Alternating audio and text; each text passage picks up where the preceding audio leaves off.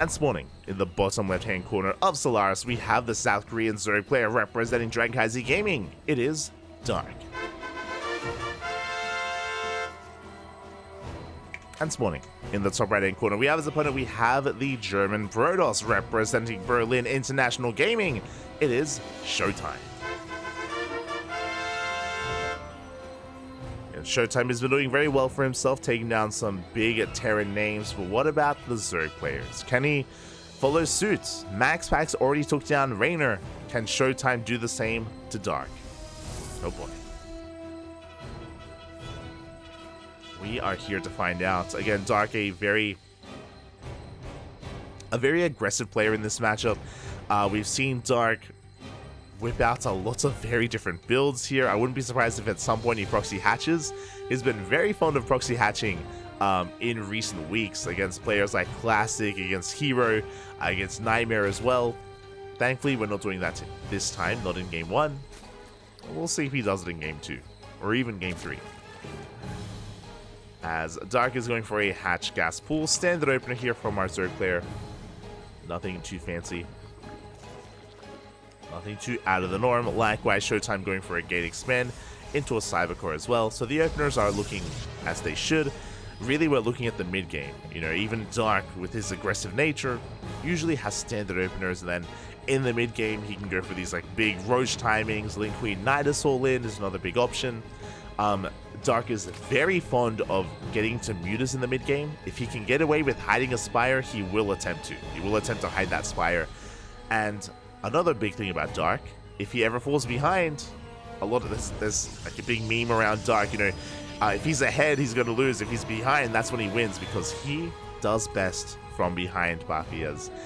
Dark, he's more than willing to just turtle on up and take into Hydrovoker Viper. We've seen it in a lot of matchups. He does it against Terran and against Zerg as well.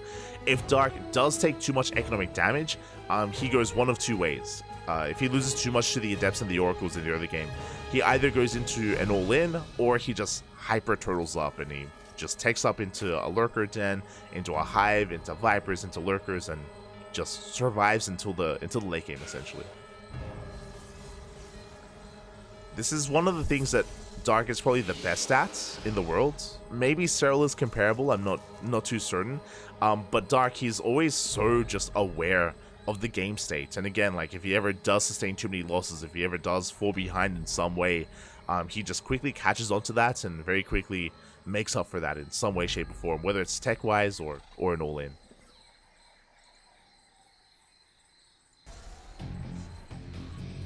And he often gets away with it. It's crazy. It is crazy. Until then, just standard openers. We're just going to be droning. A couple of Lings are on the way. Ling speed about to kick in a couple of seconds. And once that does, Dark, he can now keep up with the adept control of his opponent. Meanwhile, it's been a while since I've casted ShoWTimE in a ZvP. I'll be honest. I think the last time was maybe, I guess, DreamHack. It's been like a solid month or so, and ShoWTimE is a very unique player. He's very unique here in his PvZ, especially. Very stylistic, as very often he goes very tech heavy. He goes into maybe triple, maybe even 4 oracles just so he can have map control, because he delays his Twilight Council. He stays on 3 bases, into a robo, into a forge, into just a massive death ball of an army, and before eventually he does move out. I'm curious if that continues to be the case, because again, I haven't seen much of ShoWTimE this patch. Behind this, a very fast Roach Warren. Oh my god, that was what, like a 3-minute 30 Roach Warren from Dark? Aye. Very fast Roach Warren here should lead into aggression. Behind this, we are actually going Stargate into a Twilight Council. Okay, you have my attention. Gateways are on the way. This looks like Glaives. The longer this goes on without a Forge and without +1, this should be Glaives, as Oracles do dive into the main base. And Dark, he is going for a big all-in. He's not droning. 36 workers is all he has left. Queens, Roaches, Lings are all coming across the map, and ShoWTimE is not ready for this. ShoWTimE is only now getting a read on what's going on. He does spot the Roaches, and now he does spot the Queens as well. Yeah, remember how we talked about how Dark is really aggressive? Yeah. here we go. Now we're fully aware of what's going on. We need some stasis traps. We need stasis traps here on top of the ramp. Up. We do bait at the first one. Blink is on the way. That will help more than Glaives, definitely. But do we have enough to hold on? We have one shield battery, two more shield batteries on the way at the natural base. We have additional shield batteries here at the third as well. And Dark, I don't know if he has enough momentum to break through. Overcharges popped, keeping these stalkers alive. And Dark is running out of steam. Queens are falling one after the other. Biles, they connect with one stalker. But ShoWTimE is holding. ShoWTimE is holding, and Dark, what can he do from here? He can maybe get some secure damage at the third base. But we need more than just the third. The Lings, they try to dive on the army. We try to get us around. Oh, the Biles, they connect. Oh my god. 3 stalkers go down. Solid Biles from Dark. Meanwhile, he's going for the third base. Behind this, he is still not droning. He is still not saturating his bases. Now here we go. 4 workers are on the way. Once again, looking for the surround. This time, there is no recall. ShoWTimE, oh my god. ShoWTimE playing with fire. But there we go. The Oracles are going ham. They can focus down as many of these Ravagers as possible. They get 2. And Dark is transitioning. And Dark is behind from this point. It's like, there's a bit of a give and take here. Obviously, ShoWTimE is stuck on 2 bases, but he has Blink. Doesn't have a Forge, though, so no +1. Meanwhile, Dark is down in workers. He has a third. Lair just now on the way, working on his own upgrades. Both players are hurting, but I do need to give the edge to ShoWTimE.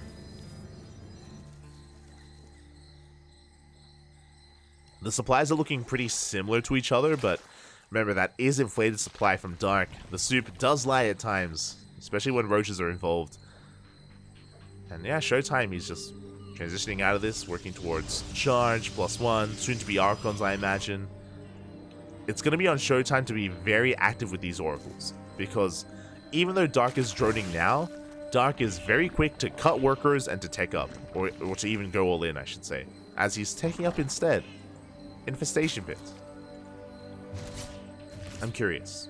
We could go one of 2 ways. The pit could be just to rush into a hive and rush into lunkers, which would make a lot of sense. I had like a little bit of a rant earlier about how if Dark ever does fall behind, he is so fast to take up into Hydra Lurker Viper.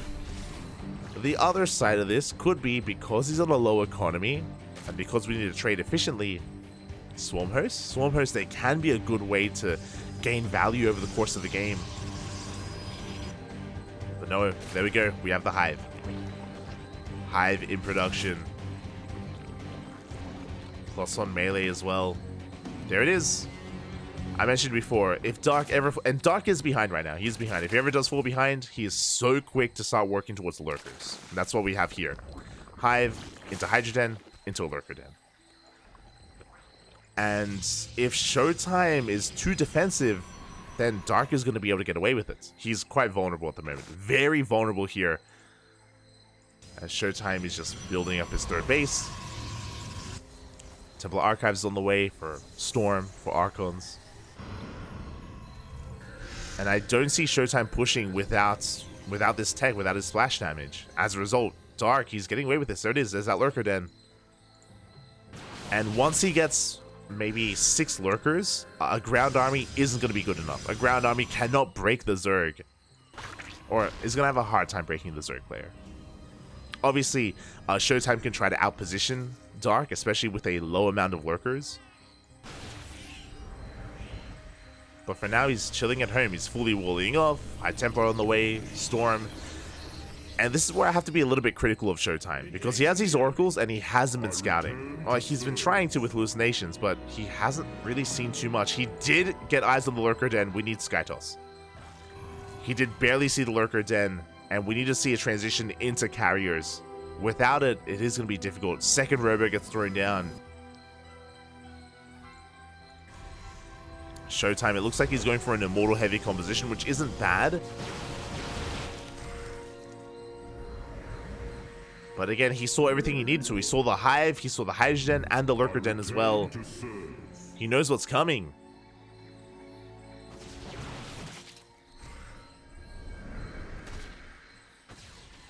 Dark vying for map control. He's drawn up to 82, getting another hatchery.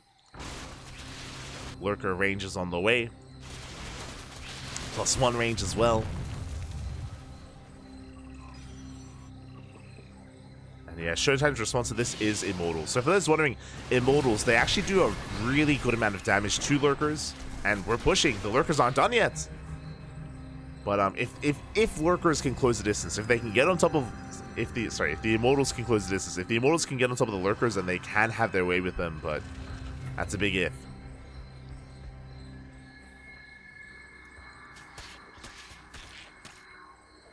And here we go, we're now up to 8 Lurkers. We have a Nidus Worm on the way.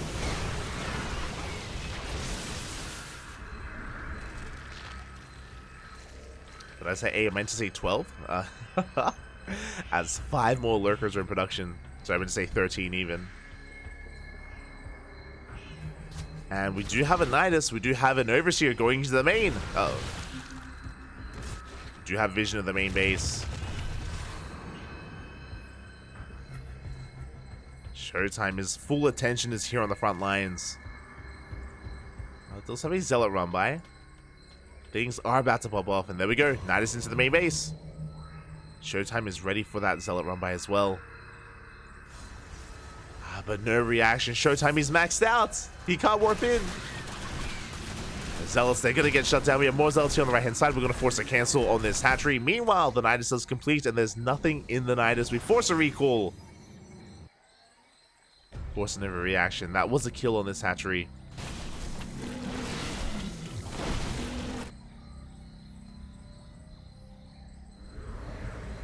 And throughout all of this Dark, he's just building up his army.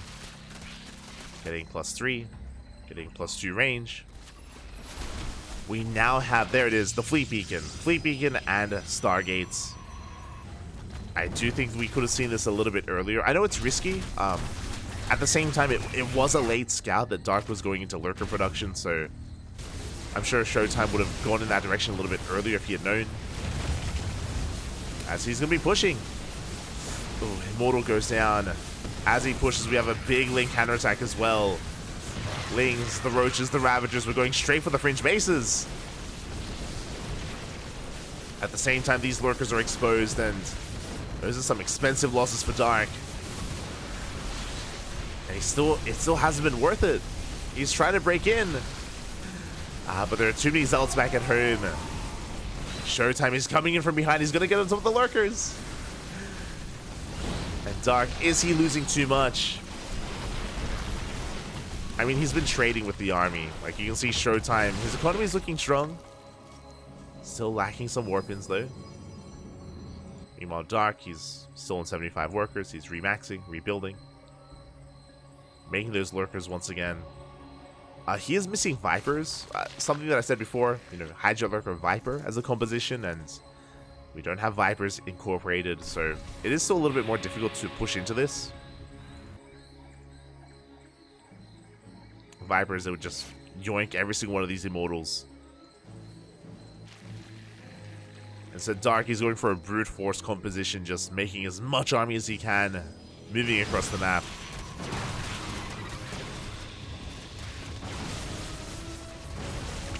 ShoWTime just trying to keep up. That's, oh, a bit of a miss rally. One Lurker goes down. But Dark, he's slowly breaking through, getting into the mineral line. Probes are falling. And the Nexus is going to fall as well. We have a lot of storms. We do have a lot of storms available here. And Dark, he's going to be losing everything if he sticks around. The Lurker counterattack is going to find some damage, but the entire army here of Dark is going to fall. Never mind, he trades too well. And he gets every worker. Every worker here in this mineral line. GG gets called. And Dark will take game number 1. GG. Oh my god.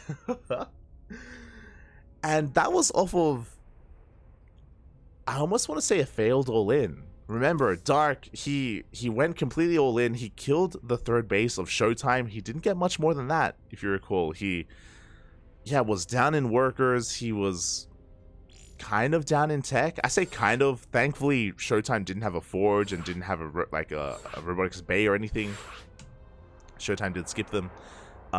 So ShoWTimE didn't have the best kind of transition out of that. But Dark, he took a chance. He does this very frequently where he's just hyper focused on tech. When he was working towards the hive and when he was working towards the lurker den, that is when Dark was the most vulnerable. He was so vulnerable in that moment. But ShoWTimE, because of his playstyle, I guess, he was, instead of pushing, instead of going for a timing attack, he was just turtling up back at home. He was walling off, he was teching up, getting a third base, getting a fourth base, giving Dark so much time and so much freedom to rush into those lurkers. And then give this man some lunkers, Papi. He can make some magic happen. ShoWTimE, towards the end, was working towards Sky Toss, but he never got into it. He had +1 air attack on the way, he had the fleet beacon on the way, but could not take to the skies, could not take off. And here we go, we're getting into game number 2, spawning. Oh, let's go. Spawning in the top left-hand corner, going for a 12 pool. We have the South Korean Zerg player representing Dragon Kaiser Gaming. It is Dark. And spawning in the bottom left-hand corner, we have his opponent. We have the German Brodos representing Berlin International Gaming. It is ShoWTimE.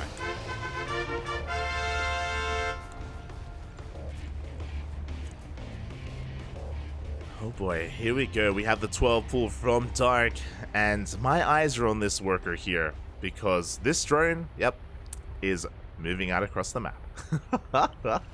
I mentioned, if you remember, at the start of game 1, I was like, I wouldn't be surprised if Dark proxy hatches at some point in this game. He has been very fond of it.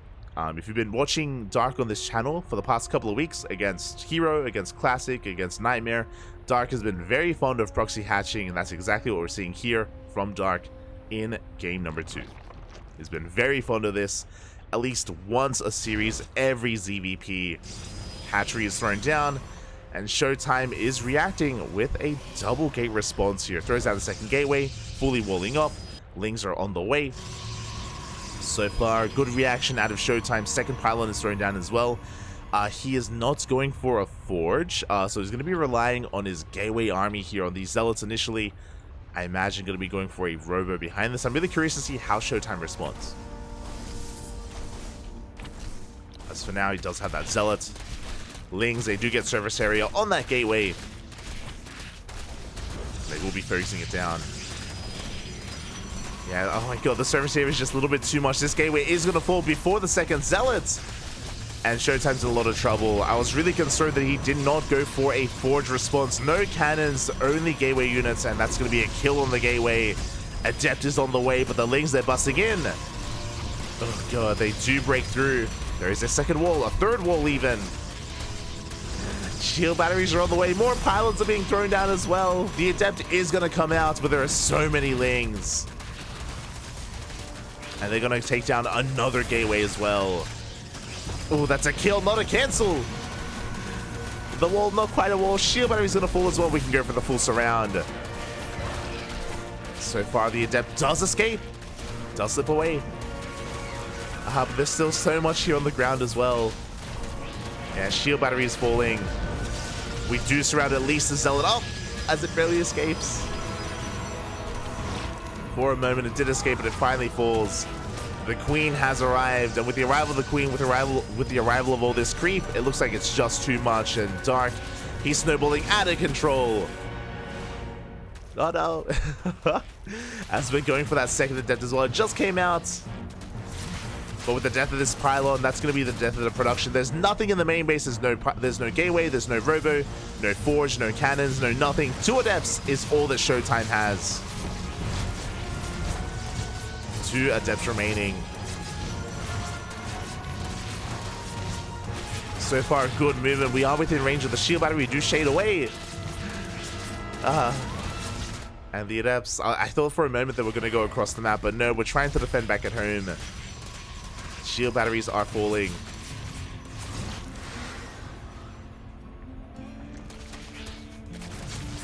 Not like this. ShoWTimE, he does have... Oh my god, that's a lot of gateways. He does have 3 gates on the way in the main base. ShoWTimE, he's going to be able to try to stabilize on one base, but Dark, he's droning. He's droning back at home. He expanded. He's spreading creep. Taking control of the natural is all that Dark needs to do. It's all he needs to accomplish here. And with all this creep as well, how do we expand? How do we ever... like, we have no detection. No way to expand from here. Dark is ShoWTimE is essentially one base all in. Dark doesn't have any gas, bear that in mind, so there is a world where maybe ShoWTimE can snowball out of control with Adept Harass, as long as he doesn't get surrounded. Never mind. One Adept does make it across the map, but we don't really have much at home to defend. Dark is racing back home. Gas production still non-existent. Adept's going to be shading into the main base. There's, again, no queens back at home, no links either. We're forcing a lot of lost mining time. Can a ShoWTimE pull this off? More adepts, they're coming. Oh. Glaives are on the way, and Dark without queens, without spine crawlers, with only slow lings. It's going to be a tight hold. There it is. Roach Warren is on the way. It looks like Dark wants to skip link speed and go straight into roaches. Adepts are coming back home. We're warping in 3 adepts at a time. Soon to be 4 adepts at a time.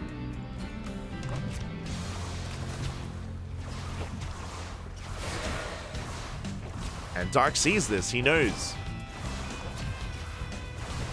And again, ShoWTimE is on the timer. Dark just has to survive. Queen is going to be going down, trading for an adept. So Queen doesn't go down for free. ShoWTimE going to be expanding elsewhere, actually. Not all in.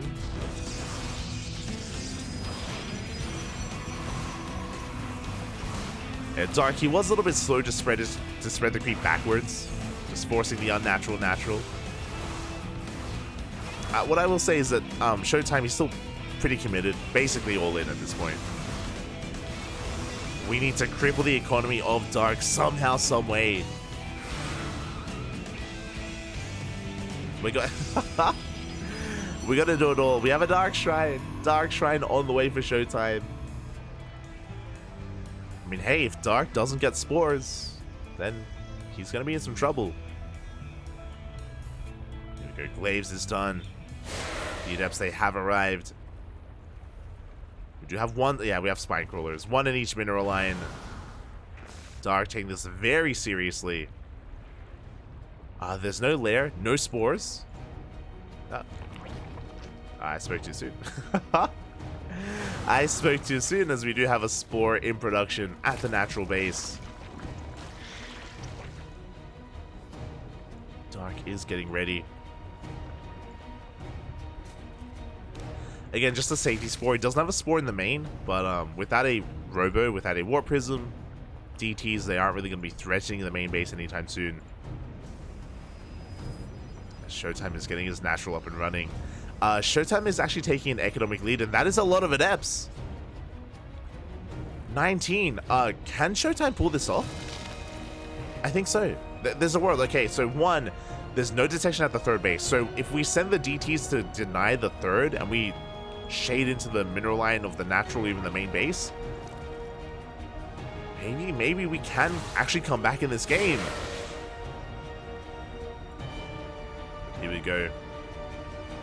Adepts, they threaten the shade towards that natural base. There we go. DT heading towards the 3rd. No detection. At the same time, though, oh my god. Massive link counterattacks. Forcing a recall back home. Ay. There's no shield battery in the main base, but the links, they will back off. At the same time, ooh, that was a kill, not a cancel. 300 minerals down the drain. Dark does not have the best economy. ShoWTimE taking an economic lead. But here comes the army of Dark. What Dark lacks in economy makes up for in army. The defensive DT. We're waiting for the lair. We need the lair, Papi.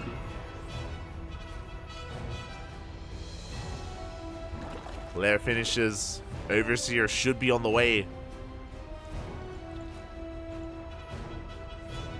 Dark is committing to his own all-in. Cutting workers at 35. Getting us around. Catching a good chunk of these adepts. God, but there's still so many. Adept's going to be threading a shade into his own main base. The Lings, they do bust in. But they do have to retreat. Files, they do shave off a couple of adepts. Detection has arrived. DTs are going down. GG gets called. There's just too much. And Dark will take the series 2-0. GG. Oh my god. GG, well played. This was a very Dark series. This was very... Game 1, Dark, he goes for an all-in. Doesn't quite kill his opponent, but just rushes into Mass Lurker, into Lurker Hydra. Here in Game 2, 12 pull Proxy Hatch into a follow-up all-in as well. GG. Congratulations to Dark. My condolences to ShoWTimE. ShoWTimE did well for himself, making it this far in the tournament. Did very well, but alas, he does meet his end here at the hands of Dark. And again, no shame in going down to Dark. Dark is one of the best Zerg players in the world. So if you're going to go down to anyone, Dark is one to go down to. And not just that, but I mean, that just goes to show how cutthroat this tournament is. KungFu Cup, we have, who's left? We have Solar, Dark, we have Gumiho, Hero, Clem, MaxPax, the best of the best in the world. They all come together on a weekly basis here for KungFu Cup. Every now and then we even have Serral. We don't have Serral this week, but every now and then Serral does rock up for these tournaments. So yeah, it's always an amazing time here in KungFu Cup. GG, well played.